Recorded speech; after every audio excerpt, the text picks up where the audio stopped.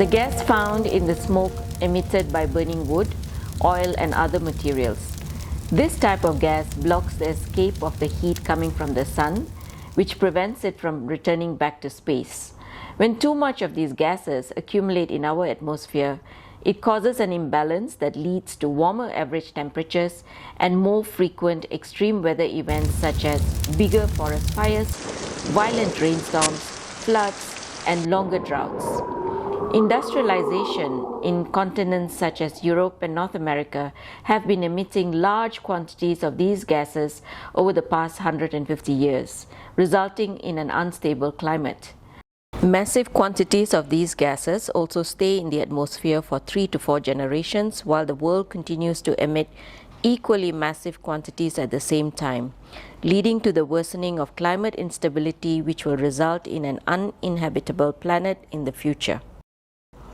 While this is common knowledge amongst scientists and various governments, many are reluctant to do their part in reducing these emissions, as it would mean drastically modifying their way of life, production and consumption patterns. As an alternative, these parties have proposed another solution: carbon offsetting. Carbon offsetting is the act of performing actions such as tree planting or the prevention of cutting down trees to compensate for existing emissions by industries and developers. The rationale for this is that the newly planted trees will absorb carbon as they grow. However, forest carbon cannot be used to offset fossil carbon. They are not the same. Imagine a stranger cuts 3 trees that are considered sacred to your community and claims that this is fine because he has paid someone to plant 3 saplings nearby.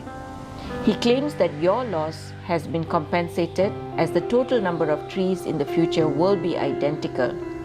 However, this is not an equivalent, as your sacred trees were unique and there is no control over what tree he has planted. Your tree loss is also happening today in the present, but the new trees will not be grown for many years. In the context of carbon offsetting, when fossil fuels are extracted from the earth and burned, for example to generate electricity, the carbon that had been stored underground is released or emitted into the sky. This is where the imbalance happens. All the extra carbon dioxide in the air makes it easier for the atmosphere to trap heat and cause climate change. Forests are not able to absorb the massive amount of additional carbon in the air coming from the fossil fuel industry. Another term commonly heard is carbon credit. Carbon credit is what is being sold in the carbon market. Carbon market is a non-physical marketplace. Technically, carbon credits are claimed to represent a certain amount of carbon dioxide being removed or prevented from being released into the atmosphere. It might be helpful to think of each credit as a piece of paper or certificate that represents the amount of greenhouse gas that was removed or prevented from going into the atmosphere. Carbon credits are like a currency. They can be bought and sold on a carbon market for money. There is more than one way to create a carbon credit.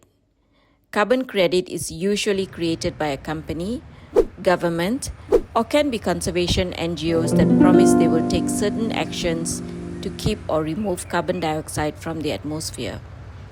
However, the type of credits that are most important for indigenous peoples and communities to know about is Forest Carbon Project, because the actions taken to generate carbon credit can affect you and your community's rights. Carbon offsetting is the most common reason buyers buy carbon credits. The buyers can continue their business as usual, for example, fossil fuel companies, and continue releasing carbon dioxide into the atmosphere, which cause climate change. Carbon offsetting will not work as there is really not enough land to offset all the carbon emissions. To stop global warming, we have to stop releasing carbon dioxide into the atmosphere. Research has also shown that over the past 15 years, carbon offsetting credits have not led to extra protection for the forests, and there has also been a low success rate for trees that were planted. A recent study assessed that 94% of the carbon credits certified by the world's largest certification company, Verra, had no benefits to the climate, as the threats to forests had been grossly overstated. Project developers continuously search for large volumes of land for the cheapest price, which attracts them to indigenous communities. The reason for this is the lack of recognition for indigenous land rights, as well as an assumption that the indigenous communities would be more open to negotiation at a lower price. There are many instances where the communities that own the land aren't aware of the sharing of benefits from the sale of credits, as well as project developers violating the agreements and withholding compensation from said communities. In worst-case situations, there are also rampant human rights violations such as beatings, torture, rape, and murder. An example of this is in Uganda, where the report on the forestry plantation project by Green Resources in the Kachong Central Forest Reserve led to the plantation being denied to the nearby communities, which is vital for the community's livelihood activities such as growing food, grazing livestock, and collecting forest resources. Community members were beaten up by guards for attempting to enter the reserve, and chemical products that were used to grow the trees had polluted the land and waterways, leading to the death of animals and loss of crops. There are many other examples such as these, made possible by limited independent oversight and the lack of laws that protect indigenous land and the community's rights. Over the past 50 years, many animal and plant species have disappeared due to careless industrialization, and 1 in 3 species is at risk of extinction at present. Biodiversity credits are another proposed alternative to offset the industry's destruction of nature. Just as with carbon, some project developers will look for land to try and recreate or restore natural habitats. These credits, which promise to restore a natural ecosystem on a given size of land, can also be bought and sold. There are 3 main problems with this approach. Number 1, the land, which is regarded as one's heritage, birthright, and home, is just an asset that can be sold for financial gain with no regard for future generations. Number 2, the credits are bought by corporations that will use them as a justification to continue destroying nature elsewhere. And number 3, the habitat that is being restored is not always hosting the same species as the habitat that is being destroyed. As an example, in Malaysia, some project developers are trying to sign a deal with a regional government where they would buy the rights for carbon and the natural resources of a big forest for the next 100 years, despite the communities living in the forest not having been properly and fully consulted. In spite of biodiversity credits having existed for a number of years, there has been little to no success in the recreation of ecosystems that have been destroyed. This comes as no surprise considering the complexity within ecosystems that make them almost impossible to recreate. As land and forest owners, you might be approached by project developers or conservation NGOs that will offer you money in exchange for your land rights. While the money or in-kind benefits such as building of wells, health or educational facilities can benefit the community as a whole, there are also some risks to consider.